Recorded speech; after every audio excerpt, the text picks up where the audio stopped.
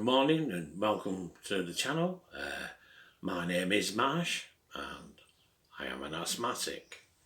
The channel we call it's Health and Wellbeing with Marsh, and it comes from a group of Facebookers, and decided to create a channel out of the ailments that I come across. And the one I would like to discuss with you today is having asthma, the causes of it, the preventions of it, the treatments of it. How does it come about?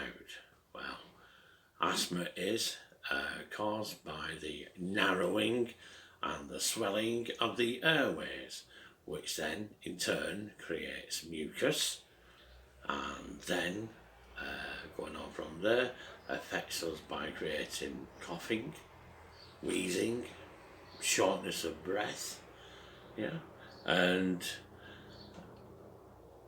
I'd like to discuss the evaluation on the symptoms of it and the preventions.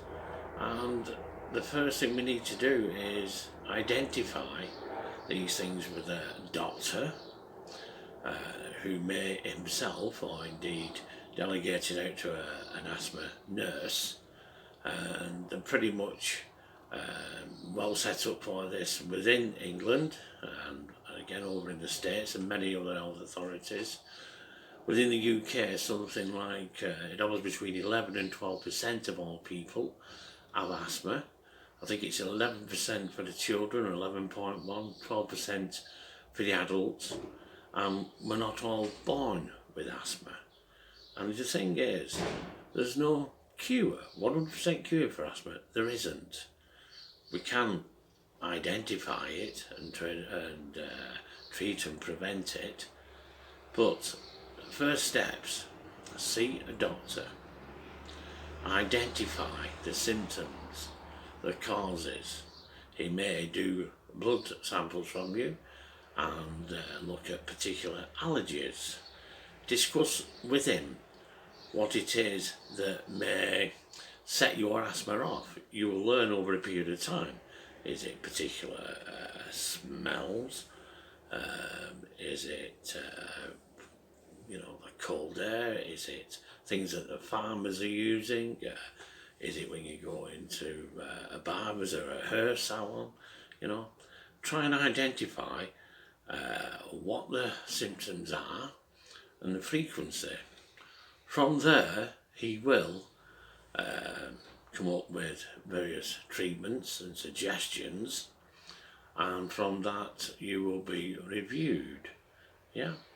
So, signs of asthma, I said before, it's shortness of breath, the chest tightness and pains it can cause, and a very common one indeed is like when we're sleeping. Waking up, gasping for breath. I tend to always sleep with my sprays next to me, just in case, and to be honest with you, it's quite frequently. Mine's got worse as I've got older. And once we're talking about age, it does change. I remember going through a period in probably around about 16 and at that time they used to have these little sayings such as like it goes in 7-year cycles. What it is just that that's not been proved. It's just the little sayings around it may be at that time around about 16 you're more fitter, you carry less weight, and you're more prone for less attacks. As I said, there's no magical cure for it. But once these symptoms and any potential allergies and causes have been identified, then you will agree a plan with a doctor. One thing I will point out is, do not change that plan. Only change it if it is that you're doing it with your doctor's agreement. Don't suddenly think I'm fine, I'm alright Jack now, because it doesn't work like that. Or indeed don't start using all the extra dosages and not reporting it. it will cause more harm than good. Now, going on to some of the triggers which may cause issues, you'll know yourself when you start coughing and wheezing and struggling that wee bit more. And if you wish the symptoms get more frequent, yeah. And one sure sign is, yeah, the quick release spray. Everybody will have one. You know, there's probably about 50 different types of spray. Most of the time you get prescribed one that is a preventer, and then you get one that will react and open up the airways. Yeah. Both can be detrimental if you're not using them in the correct fashion. We can all relate to people if it is that we've got colds and viruses and flu, which may cause it. You can understand a bit of excess use there. I'm not a doctor, yeah, but you can understand it because that is a time of need. However, when it is that you're fit and able again, you know, one shouldn't carry on with the same usage. You should know to come back down. If it is that you're not coming back down, off to the doctor you go. It may be that he simply just prescribes a different type of inhaler or inhalers or different dosages, yeah? But don't be taking it upon yourself, yeah? Because you can easily get into that mind condition of, I'm okay, Jack. Well, that's not the way to think. At the doctors, you will, like I say, you can get various blood tests. You'll probably get a peak breathing test where they identify and ask you to take in as much of a deep breath as you can for a certain length of time, and then to exhale, and as you exhale, that volume is measured, yeah? It may be that you decide to get one of those and bring it home yourself, yeah? And you can compare it, and as you're monitoring yourself with asthma, do that occasionally and see where it is that you're at compared to the reading of what you had in the doctors. Again, with the usage of the inhalers, that will identify to you, you know, what's cooking, what's not cooking. But don't change anything, again, like I say, unless you agree with the doctors. Now, some people do get worse as they get older, and it's a body changing. And it's not helped, has it, with things such as like pollution. I say we're looking at particular triggers, and I'm afraid the air isn't these days as good as like when I was a kid. So, what I want to do is go on to a little bit of certain trigger points.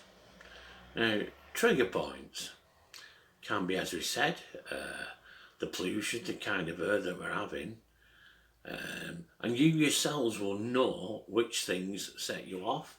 And at the same time, there are a couple of things what can calm chest down. I think back to as a kid, next door but one to us was what we had before gas fires came along, where was a coal merchant, and we had a coal bunker downstairs, and I used to love the smell of coal. And as silly as it may seem, it used to kind of ease, yeah. If it was that I was having an issue, I'd go for a sniff of coal. Having said that, coal then changed in its composition and didn't get the same effect. However, we did get a bloody gas fire, so that didn't matter. Another thing I'm interested in, and we'll talk about it in a future video, is some like alternative medicines, and I'll just quickly speak about Blackpool Beach. Anybody who lives in England will probably have been to Blackpool at some time or other, especially in the northwest. And my dad, from an industrial city of Manchester, he used to take us to the beach, and in particular, we were there every day, walking up and down the promenade, But in particular, he used to love it when it was blowing a gale and the sea was coming over the wall, and indeed, like, we'd be stuck on the other side of the road with, you know, sort of panicking a wee bit. But you often wonder why there are old folks home plastered all over the coast of England. Yeah, we have care homes everywhere, but there's plenty there right on the coast, and it's the sea air. And my dad used to, you know, in particular on a bad day, he'd have me stood there, I'd have spray coming over from the sea and whatever, but he'd stand us sometimes right at the front and hang on to us, and we're getting some good sea air down us. Yeah, and that we can talk about, because some people use salt in different ways to help their asthma, but we'll keep that for another video. So in the next video we'll have a quick look at again some of the symptoms, if you wish, of what brings on asthma, yeah, to us. And maybe we could start thinking at this point, not for this video, but in the next one, what are the causes for you which bring on an asthma attack? What things affect you? And please, at the same time, anything that does you a bit of good, whether or not it's an old wives' tale, because in many cases there's a lot of truth to that. Just have a wee think, because I'm going to ask you in the next video, if you could, in the comments, to list them. Because what I do believe in is when we're doing these videos, it's to create some synergy, you know, what's best for all, which is why we have our group on Facebook. You know, there's people there, ex-nurses, some current nurses. We've got folks who are working in the care industry, and indeed one hospital, ex-hospital director. And we're not doctors, as I said earlier. It is that we're working on synergy, and we're welcome to any ideas. And just to start maybe thinking, you know, some people are into certain stones, crystals, yeah. Let's have a think about certain herbs which may, or foods may be of good or not good. And there's one particular, two lots of food I can think of that changes with age. So, if you did like the video, join me in the next one. Keep fighting the fight. And thank you very much from Marsh in Berlin. Lockdown. Bye for now.